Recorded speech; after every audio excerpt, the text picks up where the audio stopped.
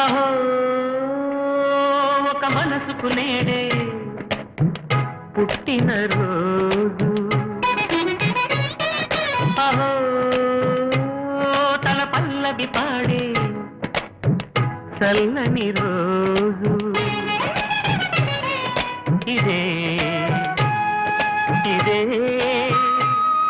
కుహూ స్వరాల కానుక, మరో వసంత గీతిక జనించు రోజు.